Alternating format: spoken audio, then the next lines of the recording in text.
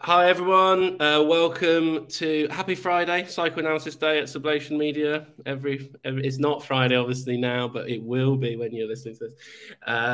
So we wish you a good Friday and welcome to another episode of Sci-Fi, the show where we talk about psychoanalysis and politics and contemporary culture and so on. Great to have my co-host back. Elliot, how are you? Fantastic. I'm here.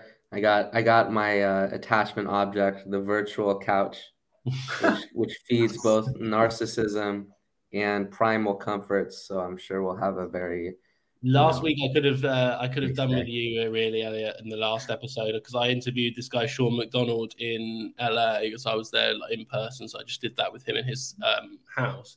I saw it said psychoanalysis in LA, and I was like, well, we have a psychoanalyst from LA that I didn't bring with me, so but I could have done with you anyway. He was extremely interesting, but it's unusual for me to. I don't really.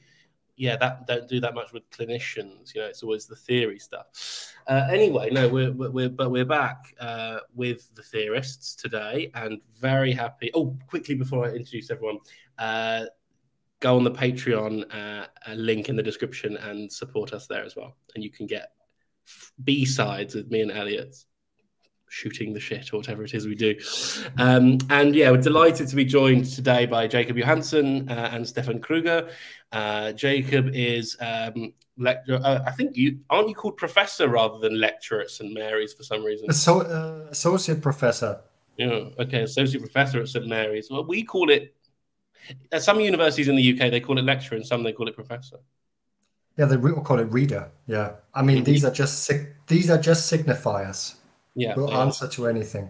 Jacob's a friend of mine and a great author and a writer on psychoanalysis that we've been meaning to have on for a while, and we're delighted to be joined by him and also Steffen Kruger, who is senior lecturer at the University of Oslo, and the pair of them have co-written. You do a lot of co-writing, Jacob, which is quite impressive in its own self, because we also had on really towards the beginning of our podcast Bonnie Rambatan, who Jacob co-wrote a book with. So people can check out that in our playlist and so on. Steffen and Jacob have just written this book on digital media and psychoanalysis. Really, it's called Media and Psychoanalysis, a critical introduction, which is out with Karnac, and it's extremely interesting. It talks about everything from there it is, and they just had the book launch. You just had the book launch, didn't you? You both got. We just did, yeah. Hold them both up together for a screenshot there. There you go. It's a really interesting. Talks about social media and digital media, but also the world of work and how to contextualize that within neoliberalism. And so, it also talks about video games and sex and, really what isn't in this book, I don't know. But we're going to maybe talk mostly about work and neoliberalism and sort of cover some of these other topics as well. But thanks so much for joining us, guys. Thank you. Thanks for the invitation. Yeah.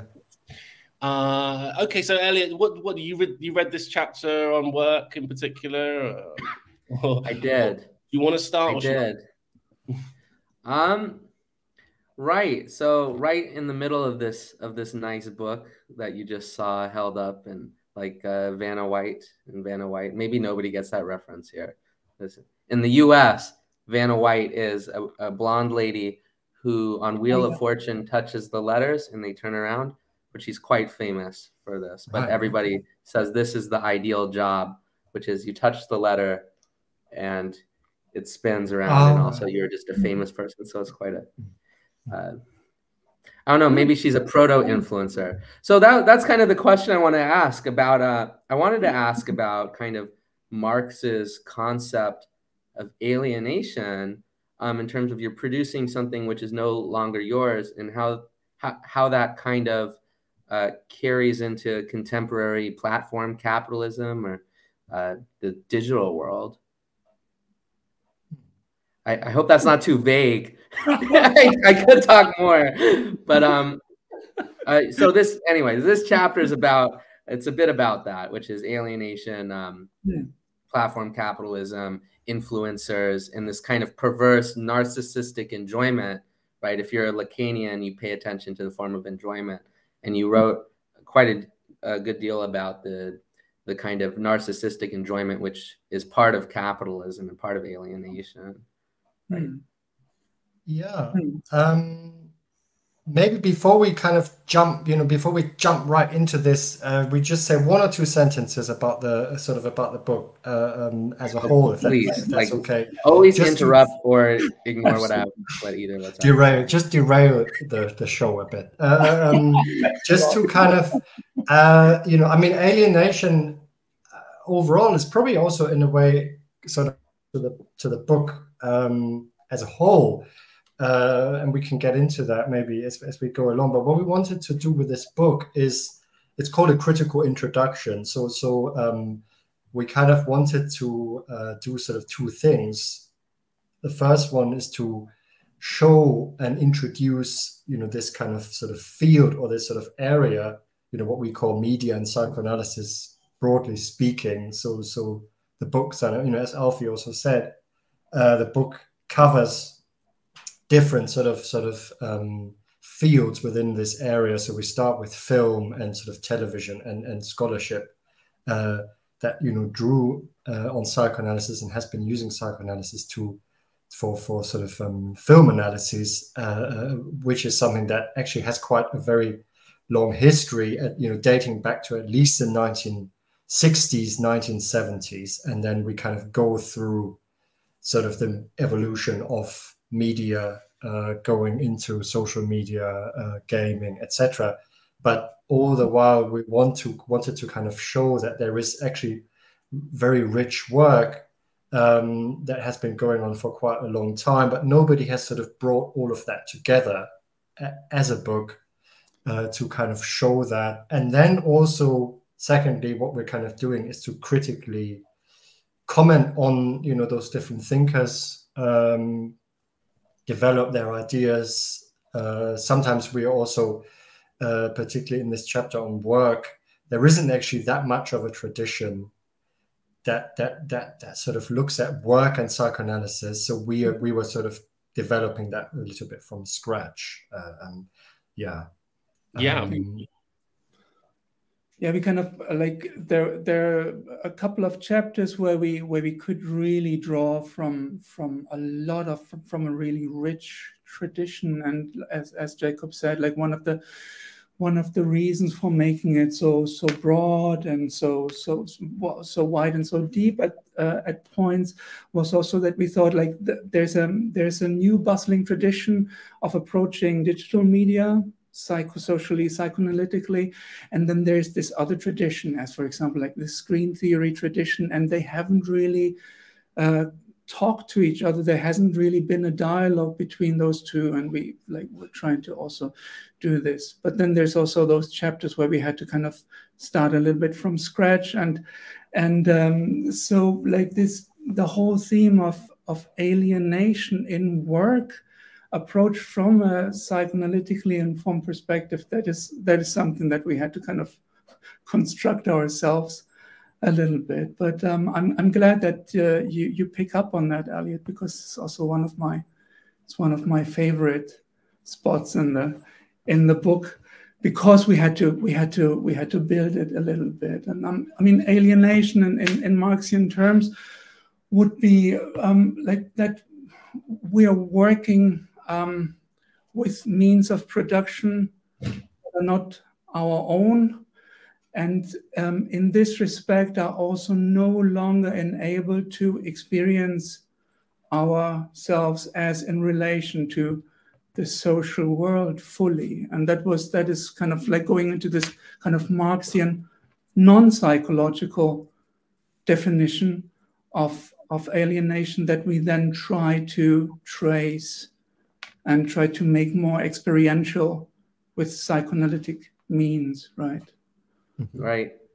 That's the interesting thing, which is kind of, at first the Marxist analysis makes sure not to conflate the psychoanalytic ideas of alienation, but then eventually it gets to the psychoanalytic consequences of this kind of alienation a little bit.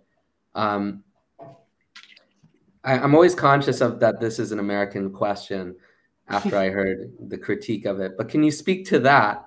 That's like the Derridian critique of, can you expand? Yeah.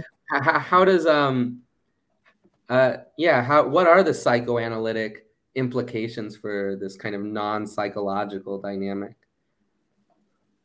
I mean, specifically for our lives in the digital, is that, like, first of all, our selves, our subjectivities are no longer bounded. They're rather distributed, stored, analyzed, and put together at different places in the world with different intentions, different interests.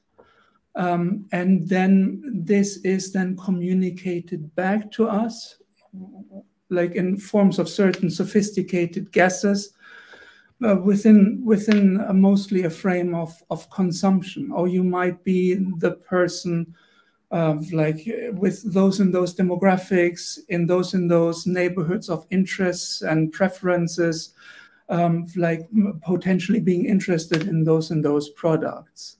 Right, so like we are then being framed, like they're different, we could say with Donald Winnicott, different holding environments created for us that in their carefulness and their caringness suggest what kind of subjects we are and what our social worlds look like, right? Mm. And sorry, go ahead. Also, sorry? No, go ahead. Do go ahead. And also kind of sort of linking this with Marx. I mean, for Marx, alienation is a sort of is a kind of universal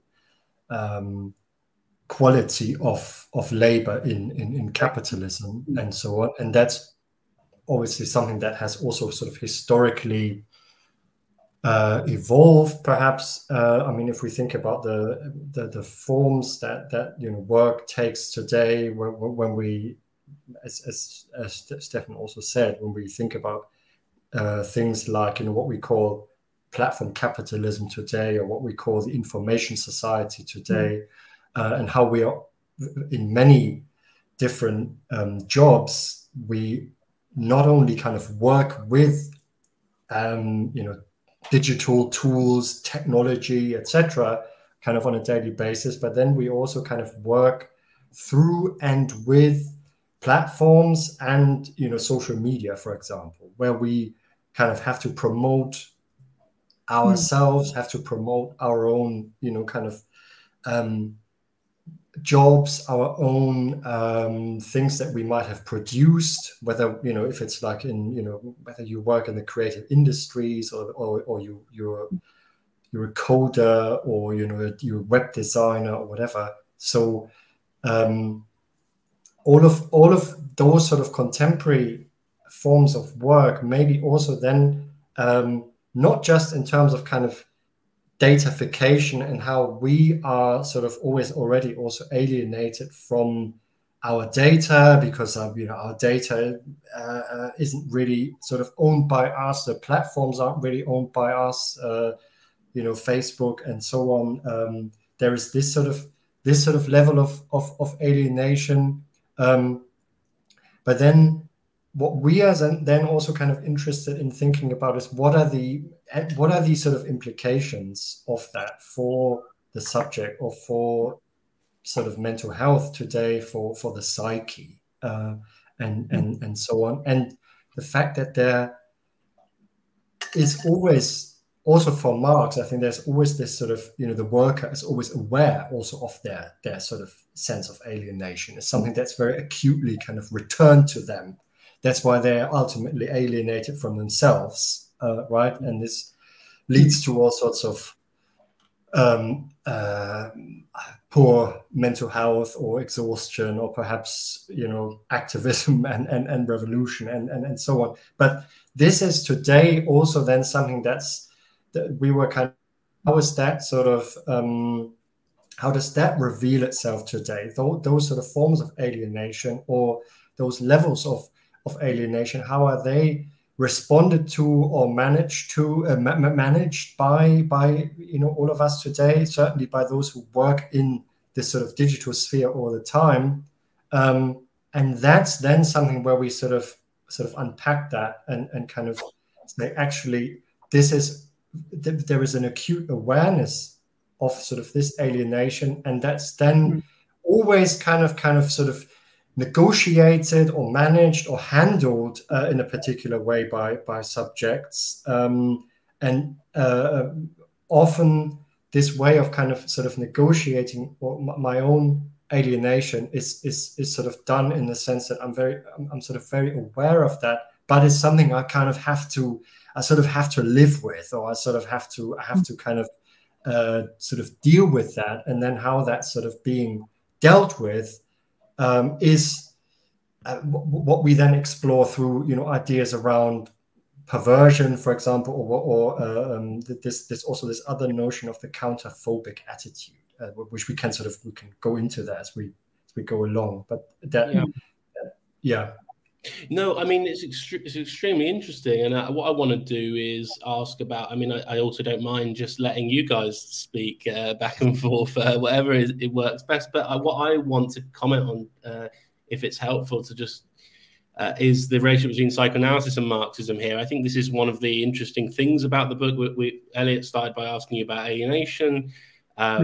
And, this is, of course, is critical, and this is how it relates to neoliberalism and to work and to contemporary capitalism. And but then on the other hand, there's the psychoanalysis issue here, and it occurs to me that, I mean, in fact, what is the relationship between, is alienation also kind of lack, and how does you talk about, I mean, it's just so much here but going on, but it is the alienated subject the lacking subject, or what is, or because presumably to a certain extent, yes, this works, and this approach is part of what's guiding you, the sort of Marxist psychoanalysis, what you're doing. But on the other hand, of course, you can only be the lacking subject, whereas you can't. Is it also alienation inevitable? Do you have to be the alienated subject, or is there a possibility of being a lacking subject that isn't alienated? I don't know if that's useful or interesting, but it seems.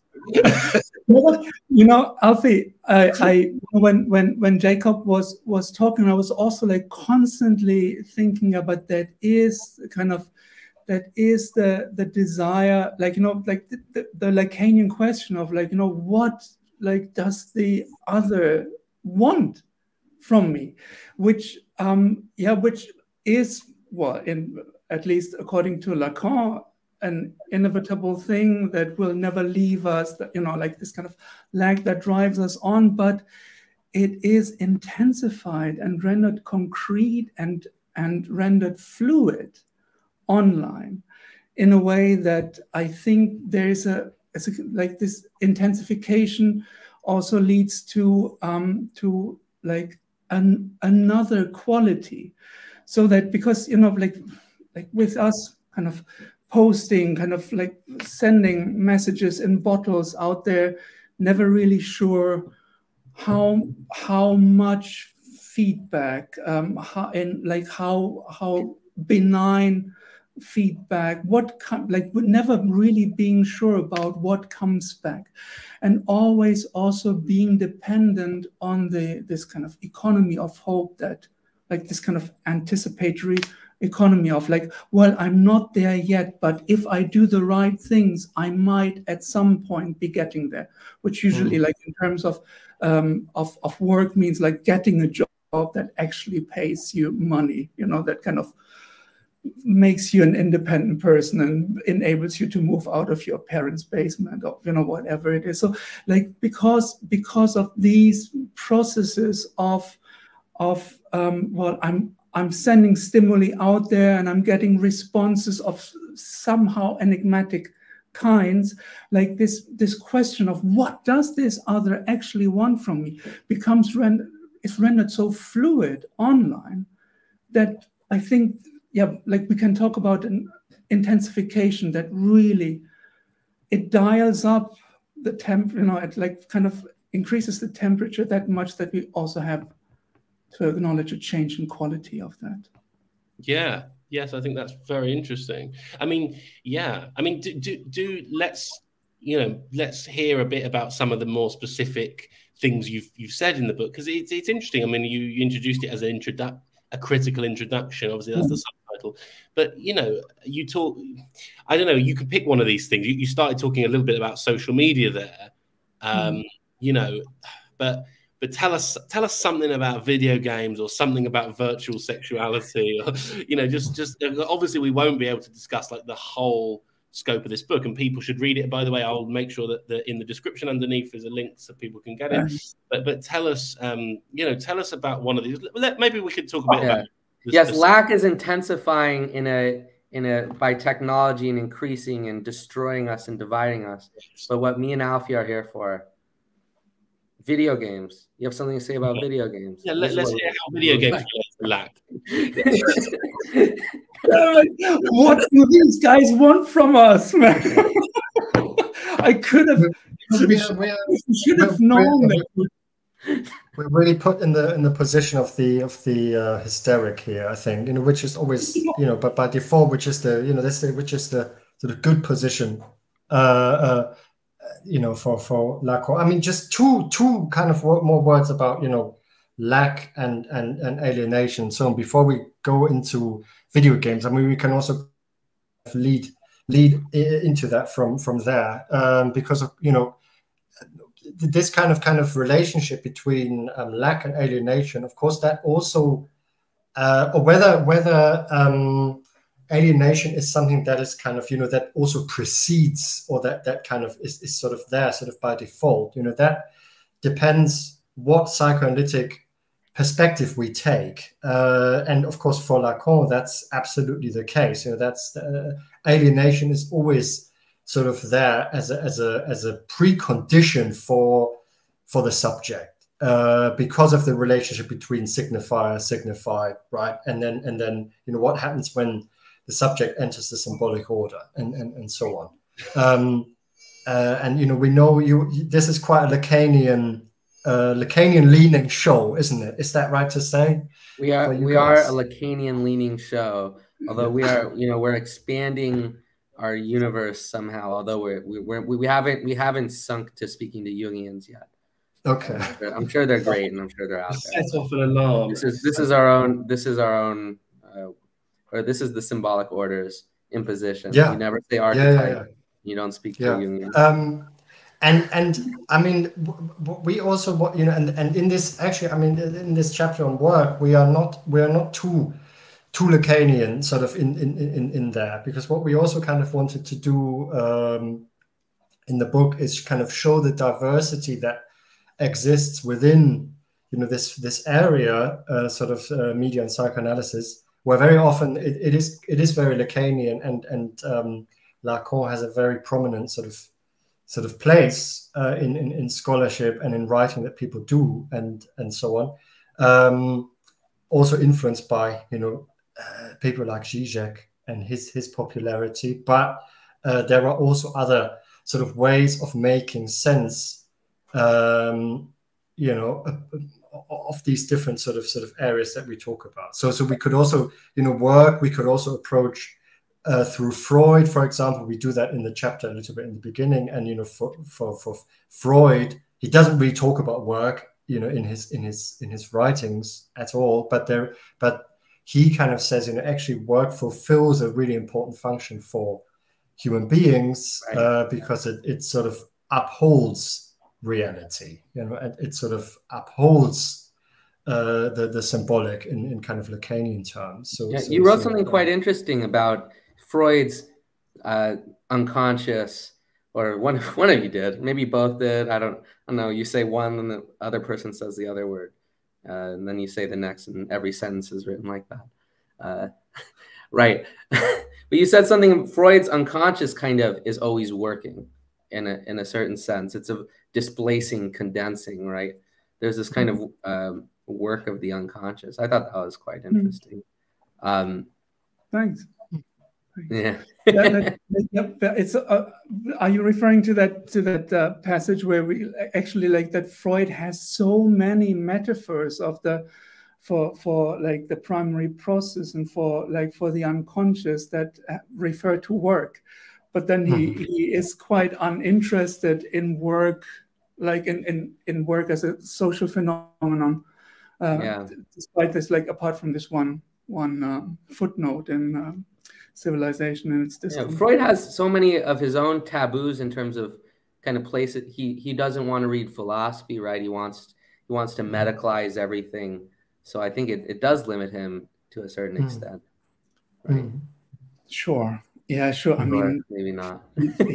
Yeah, I think. Well, I mean, he needs to be understood as like somebody from his time. So he, he wants to form this, scientific field, and he wants to approach that and it to be seen as pure science. But then he always also transcends these things, and that's what makes his work still so well readable. And I think we're leaning still quite a lot on Freud, and it's kind of this Lacanian return to Freud is also something that happened to us when we put the book together. That quite often we opened stuff from his collected works again and was like, how did he formulate that? How did he mean it? That is quite an interesting practice, because it's like there is a lot more than one perhaps gives him credit for. Yeah, I agree. Big fan. Yeah, and also, I mean, for Freud, it's also, of course, in that sense, we never stop working in that sense, right? Because the unconscious is always at work, kind of constantly, in our sleep as well. And then Freud, of course, has this idea of the dream work and so on. So those are sort of his kind of ideas around work. And then maybe the question then also is, what does this sort of way that many kind of people work today, where work is also, and alienation is something that is actually extremely romanticized for people, where this hope, of actually getting, the next kind of thing that's going to be sort of, that's around the corner, that's going to get me this, I don't know, big job, this next freelance gig, is going to be kind of so important for me. I just need to continue this kind of, self-exploitation a bit more. What does this mode of working that so many, find themselves in now, what does that do to kind of people's mental health, where people are, kind of constantly sort of exhausted, they're sort of trapped in this kind of, but, it's not just burnout, it's kind of this, this idea of burn in, that they can't kind of stop.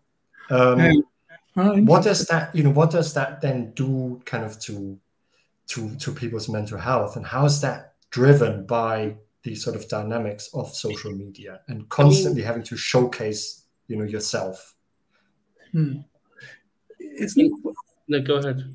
Hey, sorry, Alfie, because I want to bring it, I want to build a bridge to your request for video, talking about video games, because that actually reminded me of because we're discussing psychoanalytically oriented theories of video games, and there especially yours, of course, yeah, Alfie's work on I mean, like the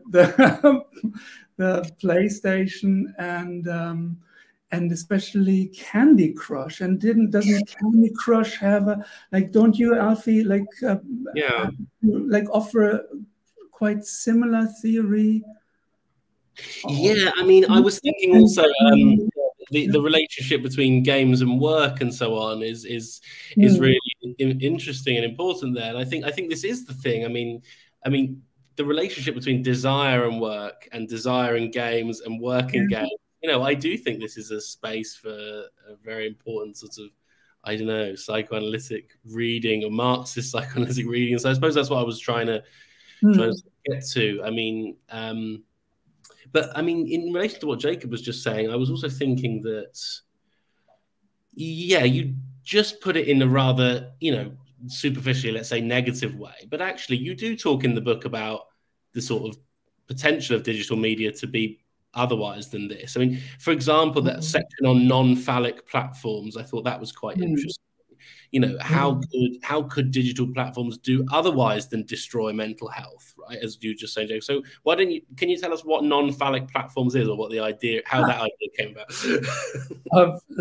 Shall I give it a little start and then you come in, Jacob, whenever I start struggling? Sure. Okay, so I think we're discussing that mostly in the subchapter on AI, and what we have picked up on there is not only in cultural imaginaries of AI, like Jones's film Her and like these things, but like quite often also in the designing and programming of machine thinking, these AI systems are connoted as female and feminine. So there's mostly male engineers that program these machines in a way that we thought there is something in the design and programming coming in that makes these AI systems kind of subservient in a very traditional kind of the male father of the family, and kind of like the one reigning over the household, and the kind of the AI like in the metaphorical kitchen, making the food and kind of being there to take care of us.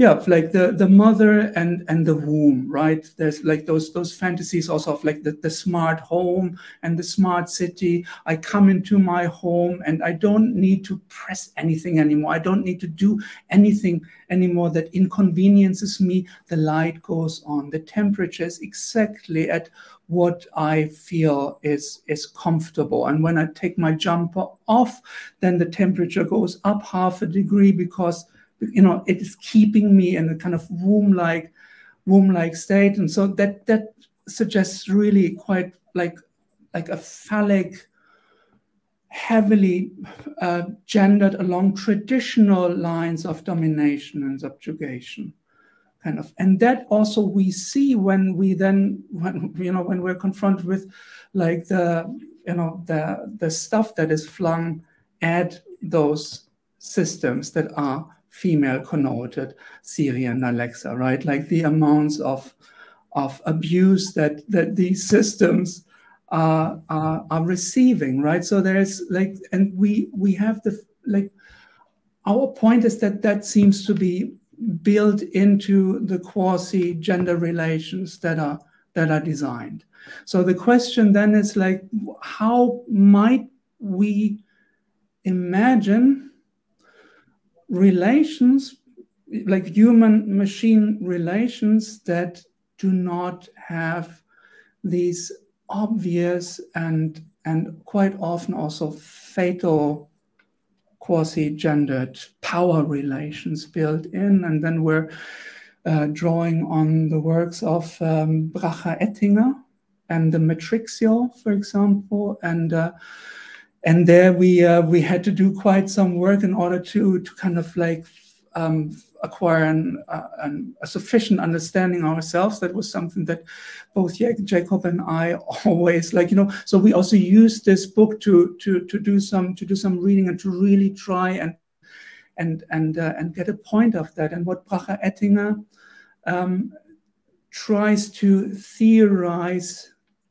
her way into are gender relations that are pre-phallic and that are more based on an understanding of coexistence between the unborn baby in the womb and the mother, but not like, so a womb that is not seen as along the lines of those engineers designing AI now, where like there is somebody who you demand to carry you and to keep you imperfect condition, but what Bracher-Ettinger calls a kind of like proximity and distance, for example, and like a kind of like, oh, Jacob, now you have to help me a little bit, a kind of like non-separated separateness. It's a kind of not above and below, but a kind of side-by-side idea of coexistence that not even tries to bypass hierarchies and power relationships, but that kind of like it's not a bypassing, but it's kind of like it's sublation maybe. A sublation maybe. Yeah, or coexistence.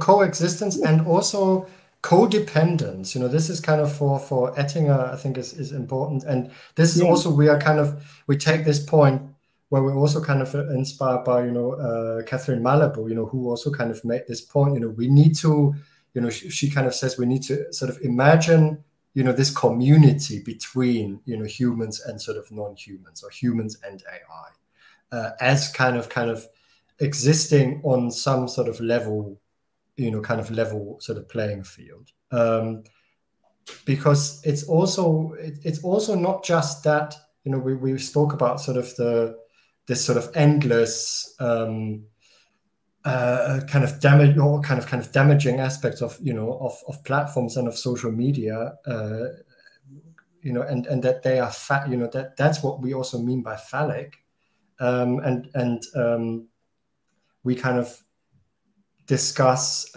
Diego Semerene's work in this context, who you should have on the show next. I really recommend Diego's work on kind of sexuality and platforms and so on.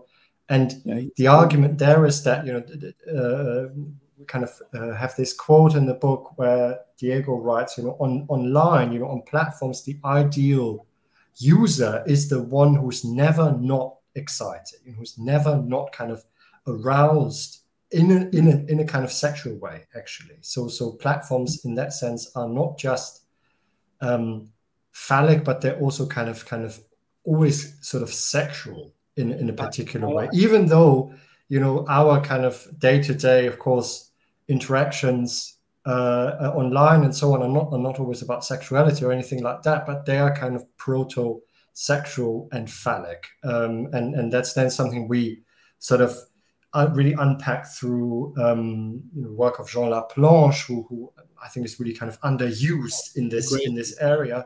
And then coming from that, we then kind of think about, but how can we imagine those sort of non-phallic platforms with clearly, kind of sort of phallic relations, that can't be the ideal relationship, that can't be the ideal sort of way of relating to each other online. And one way of doing that is having to kind of rethink our kind of relationship with AI. We have to kind of reconsider maybe also how kind of platforms are, constructed. And one example, maybe that if we can bring in one last example that we kind of use in the book, is the fact that, some time ago, Twitter added, this sort of feature that when you are retweeting somebody's link, if somebody has shared a link on Twitter and you are just sort of blindly, automatically just retweeting it, for the sake of retweeting it, something which we would designate as very phallic, and then Twitter actually kind of gives you this prompt and says, have you read this article, right? So kind of to say, hang on a minute, let's slow things down here a little bit. Let's maybe pause kind of this endless frenzy of liking and posting, and maybe you should actually read the article first. It doesn't mean that people would do that, but it gives maybe it introduces this kind of a bit of the slowness, which we would also kind of look at, sort of non-phallic. Yeah, I mean, that's interesting. No, I mean, I feel like I'm getting there now with your approach. On the one hand, I want to say that, Yeah, this is really overall. I agree. I think that what you're maybe saying is that at a structural level, there's something phallic about social media. It's interesting that, on the other hand, it's led to, you know, it's been critical for trans activism, for example, and LGBTQ plus stuff, you know. So on the content level, there's something not phallic going on in social media. But then on the structural level, there's something, you know, which you guys are saying is inherently or somehow structurally phallic, which I think is a good point, a good way of thinking about it. About the Twitter thing that you just finished with, I feel way more suspicious. I think it's even worse. Yeah, you should be able to just retweet without. I mean, it's like when Rebecca Long Bailey got in trouble for retweeting a Maxine Peake article that had an arguably anti-Semitic comment in the original form, and she didn't really read it; she just retweeted it. And then so now you've got Twitter sort of saying, "Hang on a minute, you're actually responsible for your retweet." This is the phallic. This is the new superhero or something. Like arguably there is something real, a little bit kind of daftly mature about it. Yeah, cannot really be sincere. And that was also like, you know, when Jakob and I tried to put together like some of the more kind of hopeful stuff, and that's always, you know, that's the worst you can do in a critical introduction to something, right? Like toward the end, like you try to kind of collect the glimmers of hope that there are in a system that, like along the lines of the Frankfurt School, you know, there is no good life in the wrong one here, of course, right?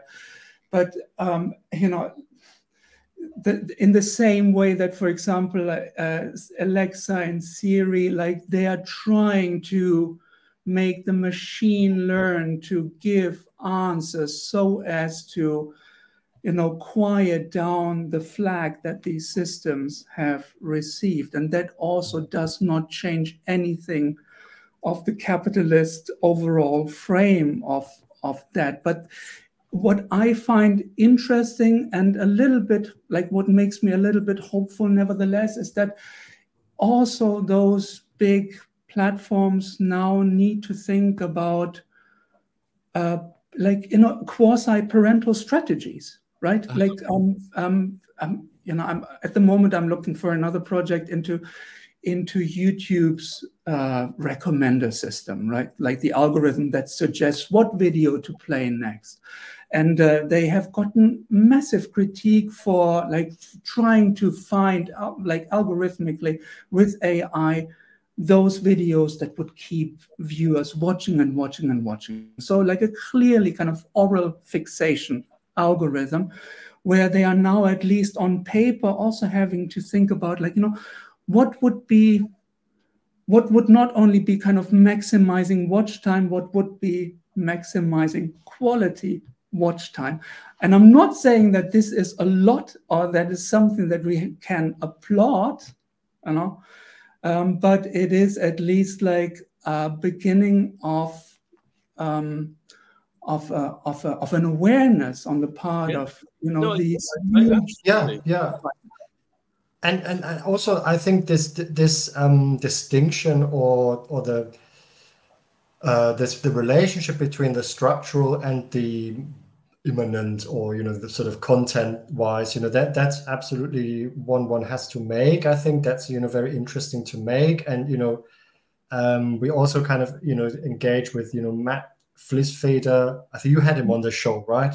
A couple of weeks ago, you know, and his book on social media and, you know, kind of Žižekian, Lacanian take on that, you know, where he kind of makes the argument, you know, we need to look at social media from a structural perspective, sort of only, you know, that's broadly what he's sort of developing. And yeah, of course, that's important. But then we're also kind of saying, you know, we need to consider not only platforms specifically in the sort of on their own terms, but then also the content. And as you say, you know, absolutely, we cannot kind of deny things like Me Too or, you know, BLM or transactivism, you know, that all of that has been going on social media. And again, this is also perhaps then again sort of influenced by the perspective that you take. So we also discuss what's in our kind of to us a very important book that came out a few years ago by Aaron Balick, who kind of was one of the first actually to write about social media sort of and psychoanalysis, and he comes from kind of object relations perspective. He comes sort of from sort of Winnicott, and if you kind of look at these phenomena through that perspective, you might, you know, end up with slightly different arguments. And he's sort of saying we can have very meaningful, you know, kind of interactions online, or we do create very deep and meaningful connections with other people online as well. And that's probably important to kind of make that point. Yeah.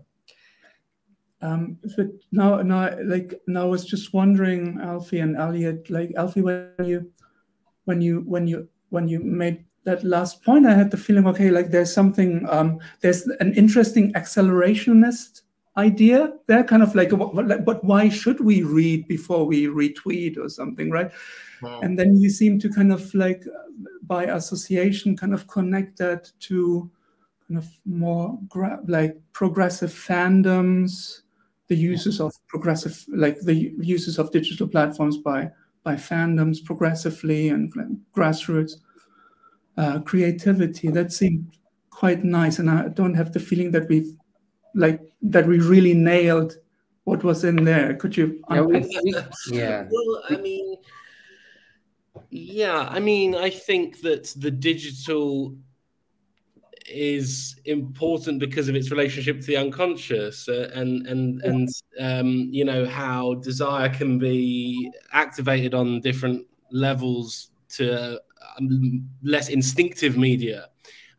So you know, if there's a progressive psychoanalytic use of digital media, it's in this, and people are also scared of this on the progressive or leftist side of things, because they think it's not right to control people's brains, and we should have democracy and so on. But of course, there is no democracy, and we should control people's brains. So we need to read without reading. I always imagine Zizek kind of, you know, like my articles. Hegel at the end of history. The fear is always Zizek saying, you know, we need more alienation. This is he's always stands for the disturbing element, right? Like you said, if there's an accelerationist, like how are we alienated? How is our subjectivity divided and no longer ours and used by all these different interests? And it is quite terrifying. Like might be a fun initial idea to say, accelerate, but what are you accelerating? This distributed identity, that's quite a terrifying process. But in a way, the more terrifying is it's going to happen anyway. Yeah, right? and in some ways, you know, what we're talking about there is the question of your guys' book, you know, because you presume, you know, you start with that chapter on film to digital media. What does this mean, film to digital media? And essentially, this is like the question of desire, like how do we relate to screen now, and how does that relate to unconsciously, and what's changed since the era of film? And where we are today. So I think this is the big question of the book, really. And there are still loads of unanswered things, but the book does a great job of exploring some of these incredibly politically important ways that things have changed since the era of film, I'd say.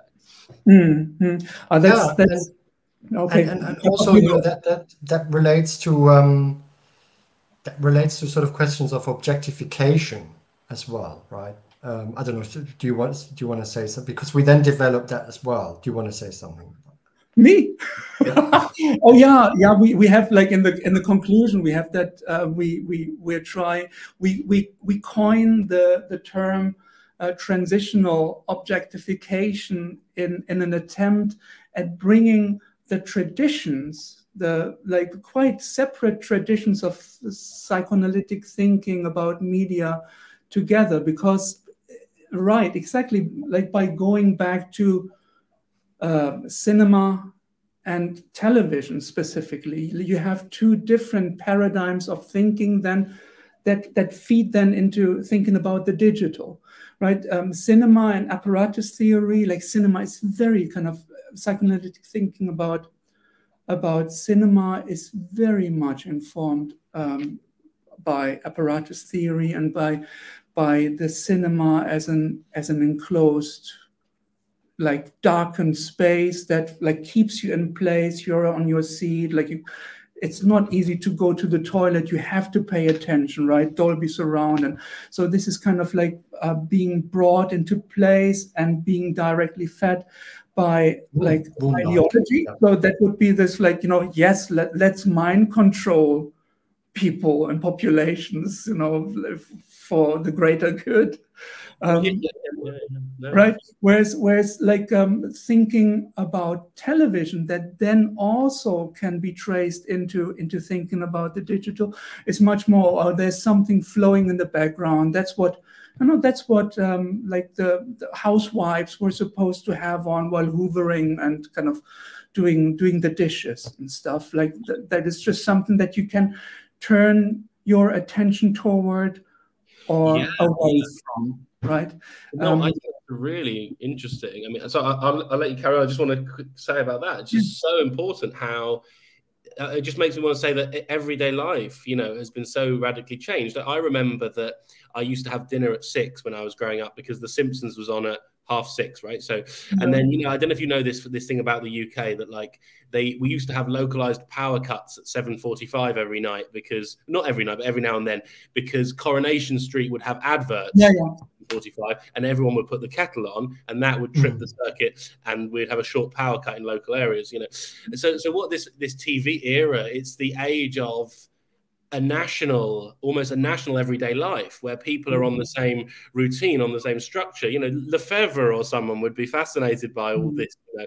But then what you get with the digital world, with the kinds of transformations that you're seeing, is the absolute opposite: total fragmentation, total alienation, and nobody's doing the same thing at the same time anymore.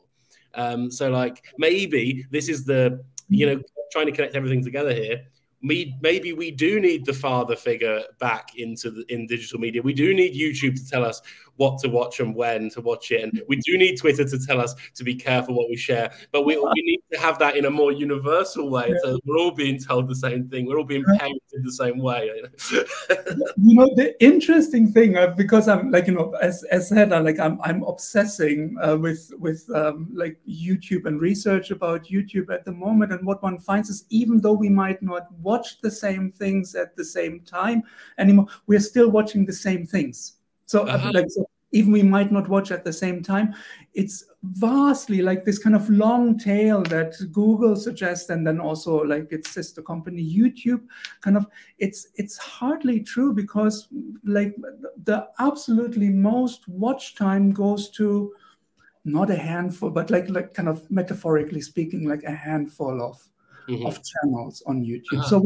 we're still watching the same stuff, and even now globally, if you see like this immense success of the Squid Game on I was going to say Squid Game has to be the example. It has to be the example, because, you know, everybody around the world has watched the same thing, maybe not on the same day, but at least in the same few weeks, right?